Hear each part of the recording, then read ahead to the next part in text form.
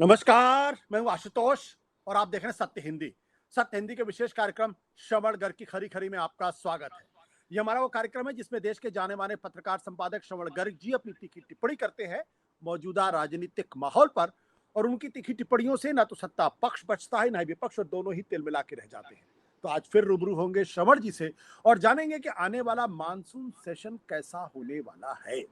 आप सोच रहे होंगे मानसून सेशन सत्र तो हमेशा आता है, उसमें नई बात क्या है? बिल्कुल नई बात इसलिए है क्योंकि पहली बार ऐसा लगता है 2024 के चुनाव के बाद कि इस वक्त भारतीय जनता पार्टी, नरेंद्र मोदी की सरकार या एनडीए की सरकार बुरी तरीके से गिरी हुई है। देश के सामने ऐसे बहुत सारे सवाल है पहलगाम आतंकवादी हमले के बाद से जिनके जवाब सरकार को देने हैं, और शायद उनके पास उन सवालों के जवाब नहीं है। इसलिए जानना जरूरी होगा कि दरअसल कितनी तैयार है नरेंद्र मोदी की ये सरकार, कितने तैयार है खुद प्रधानमंत्री नरेंद्र मोदी, और क्या वो विपक्ष की आक्रामक या हमलावर रवैये का जवाब उचित देंगे, या फिर किसी और रणनीति पे काम करके ये मानसून सेशन भी साफ हो जाएगा। तो जानेंगे श्रवण जी आपका बहुत बहुत स्वागत है सर। देखिए, पहले कल तक ये लग रहा था कि मानसून सत्र का एजेंडा विपक्ष तय करेगा। आज जो घटनाक्रम हुआ है उसमें लग रहा है कि मानसून सत्र का जो एजेंडा है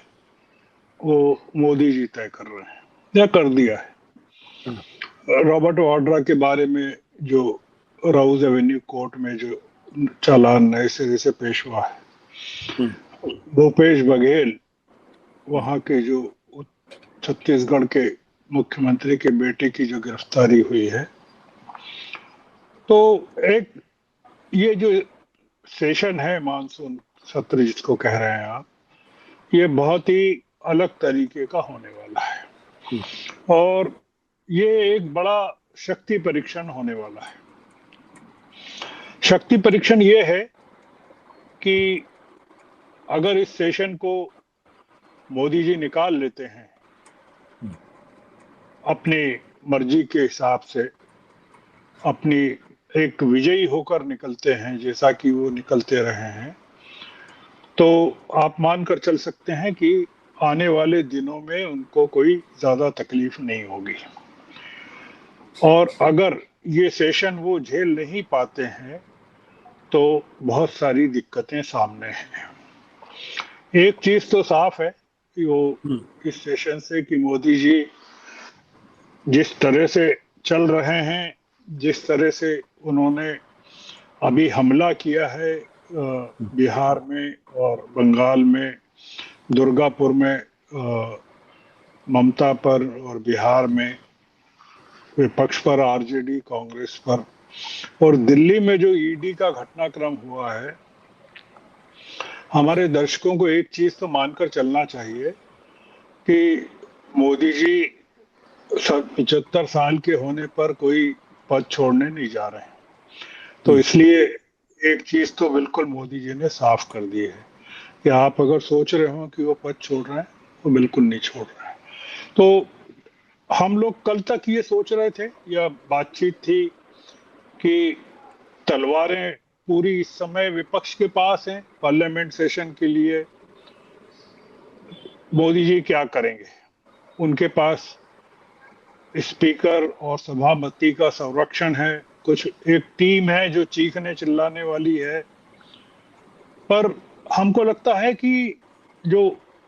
एनडीए की या मोदी जी की या बीजेपी की जो स्ट्रेटेजी है वो बहुत ही अलग किस्म की है, और वो शायद अगर विपक्ष कामयाब नहीं होता है जैसा कि लग रहा है मोदी जी की तैयारियों से या एनडीए की तैयारियों से, तो फिर ये जो बिहार का चुनाव और ये वोटर्स लिस्ट का जो पूरा मामला है ये आसानी से निपट जाएगा। एक चीज जो बहुत इंपॉर्टेंट है, नोट करने काबिल है, वो ये कि वोटर लिस्ट का जो मामला है वो और पार्लियामेंट का सेशन है वो पैरेलल चल रहे हैं। 21 तारीख से पार्लियामेंट का सेशन है, यानी सोमवार से 21 तारीख तक इलेक्शन कमीशन को जवाब देना है जो पिटिशंस हैं या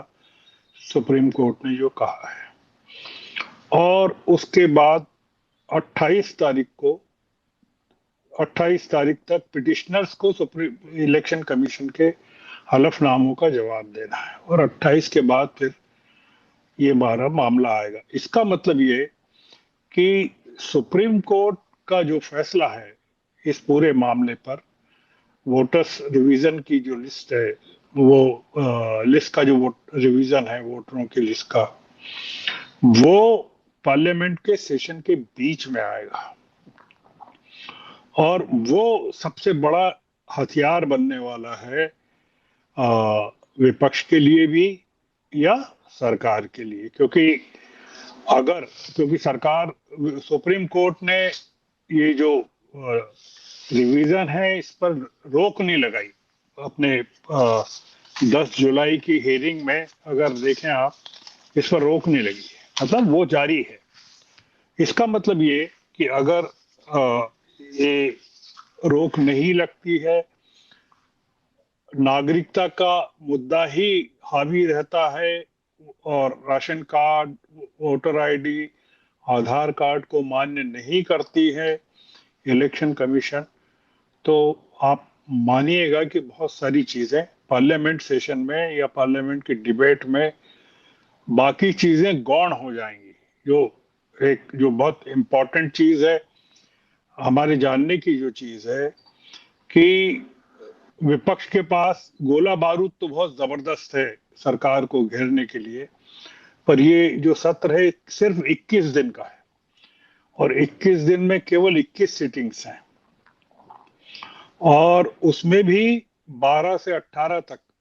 12 अगस्त से 18 अगस्त तक रक्षाबंधन और स्वतंत्रता दिवस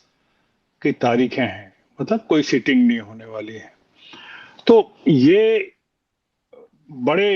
एक क्रूशियल टाइम पर, और इतनी चीजें हुई है पिछले सत्र से अभी तक,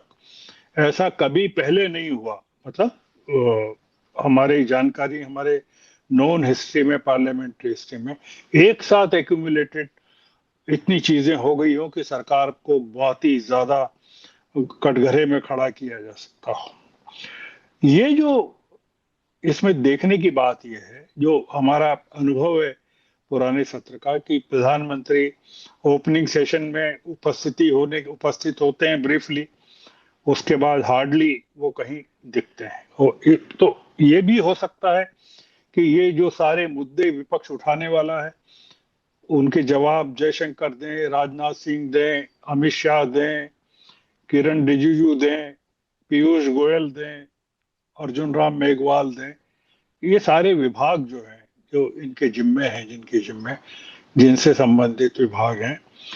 प्रश्नोत्तर काल को छोड़ दें कभी, अगर हम जिसमें संबंधित मंत्रियों को जवाब देना पड़ते हैं और वो देना पड़ेंगे, लिखित में दें या ओरली दें, आप अगर देखें पिछले 1.5 साल का हमारा पार्लियामेंट का इतिहास देखें तो किसी भी नोटिस को, स्थगन प्रस्ताव को, नोटिस को चर्चा के लिए स्वीकार नहीं किया गया है। जो मेरी जानकारी है, गलत भी हो सकती है, तो इसलिए कोई नई परंपरा डल जाए कि स्पीकर या सभापति, स्पीकर स्वीकार कर लें इस स्थगन प्रस्ताव को, मुझे लगता नहीं है। ये मुझे जो डर लगता है वो जो ये है कि पहलगाम और ऑपरेशन सिंदूर को लेकर जो सबसे बड़ा मुद्दा विपक्ष के हाथ में है, उसमें कई चीजें हैं। ऑपरेशन सिंदूर में सीज फायर किसने करवाया उसको लेकर, ट्रंप जो बार बार कह रहे हैं उसको लेकर,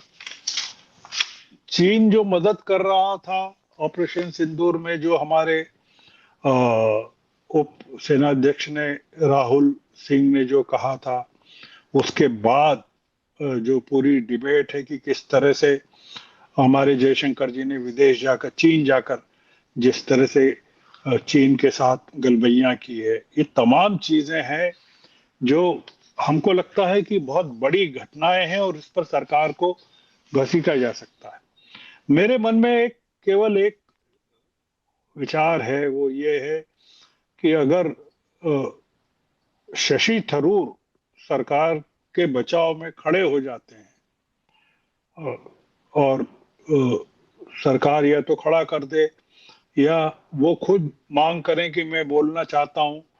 और वो अगर बोलते हैं पूरे पूरे मामले पर, ऑपरेशन सिंदूर को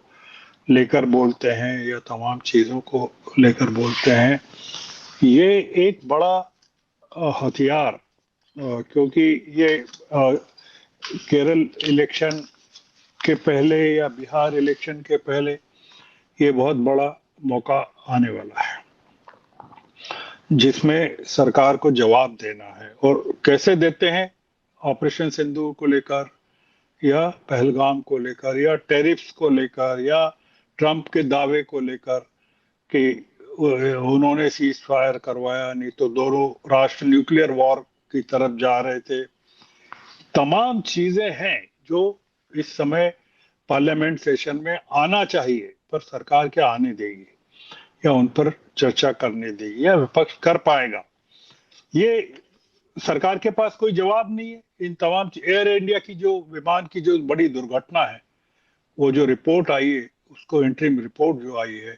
जिसमें पूरा पायलट को निशाने पर लिया गया है, प्रधानमंत्री के जो विदेश यात्राएं हैं, हाल की विदेश यात्राएं, या ऑपरेशन सिंदूर के समय कोई देश हमारे साथ खड़ा नहीं हुआ, ये ऐसे मुद्दे हैं जिस पर पूरा का पूरा विपक्ष सरकार को घेर सकता है और सरकार के पास जवाब नहीं। इसी दौरान सरकार को 8 विधेयक भी अपने पास कराने हैं, और उसमें जो सबसे इम्पोर्टेंट है वो इनकम टैक्स बिल 2025 है, जो कि बहुत इम्पोर्टेंट है, जिसको कि सरकार चाहेगी कि इस सेशन में, बाकी और भी बिल है, माइनिंग को लेकर है और तमाम चीजों को लेकर है। सरकार का ये आरोप लगातार बना रहता है कि जो विपक्ष है वो संसद के कामकाज को चलने नहीं देता है, और वो आरोप शायद इस बार भी बनने वाला है, क्योंकि हमको एक जो चीज देखने की है, मैंने पहले कहा कि प्रधानमंत्री संसद में दिखते हैं कि नहीं, वो बैठते हैं कि नहीं, बोलते हैं कि नहीं, दूसरों की बातें सुनते हैं कि नहीं। दूसरा ये कि राहुल गांधी को बोलने दिया जाएगा कि नहीं, क्योंकि राहुल गांधी इस समय बहुत ही आक्रामक मुद्रा में है। उन्होंने 11 साल में पहली बार रॉबर्ट वाड्रा के पक्ष में खड़े होकर जो बोला है कि उनके जीजा के परिवार को, प्रियंका को, बच्चों को तंग किया जा रहा है। हेमंत विश्वास शर्मा ने जिस तरह का हमला किया और कहा कि मतलब जो संकेत है कि राहुल गांधी को जेल में भेजा जा सकता है। मध्य प्रदेश के एक मंत्री ने भी कहा, बताते हैं इस चीज को। ये तमाम चीजें बताती हैं कि ये जो पार्लियामेंट का सेशन है उसकी दिशा क्या हो सकती है। सबसे इंपॉर्टेंट चीज ये है कि पार्लियामेंट सेशन को लेकर इंडिया ब्लॉक की जो कल बैठक हो रही है दिल्ली में, उस बैठक में इंडिया ब्लॉक के कितने घटक अनुपस्थित रहने वाले हैं। जैसा कि आम आदमी पार्टी ने मना कर दिया है, तृणमूल कांग्रेस के बारे में तय नहीं है कि तृणमूल कांग्रेस भाग लेगी। सबसे बड़ी चिंता या नजर उद्धव ठाकरे की पार्टी को लेकर होगी, क्योंकि उद्धव ठाकरे की पार्टी और शरद पवार की पार्टी, उद्धव ठाकरे की फडणवीस के साथ जो बातचीत चल रही है, नजदीकियां हो रही है, तमाम चीजें जो महाराष्ट्र का पूरा पूरा घटनाक्रम है, और या उनकी जो चर्चा है कि वो एनडीए में फिर से शामिल हो सकते हैं। इसलिए सवाल तो आशुतोष जी कई हैं। सवाल ये भी है कि क्या सरकार ये दिखाएगी कि वो विपक्ष के द्वारा उठाए जाने वाले मुद्दों को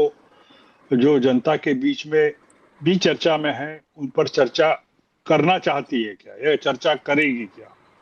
तो हमको लगता नहीं कि वो इस तरह का जो दिखा रही है सरकार, आक्रमण कर रही है, वो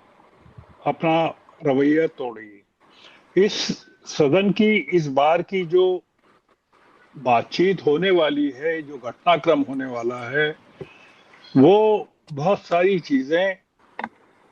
हमारे लिए, देश के लिए देखने की होगी। बिहार की मतदाता सूची के मामले में अगर सरकार के साथ तेलुगु देशम पार्टी खड़ी होती है कि नहीं, ये भी एक महत्वपूर्ण मुद्दा होगा कि जो अब उन्होंने, चंद्रबाबू नायडू ने सदन के बाहर कहा, उनकी पार्टी के लोग क्या राहुल गांधी के साथ या विपक्ष के साथ खड़े होते हैं क्या। इसलिए मेरा ऐसा मानना है आशुतोष जी कि ये जो सेशन है ये बहुत महत्वपूर्ण है देश के आने वाले 2029 तक के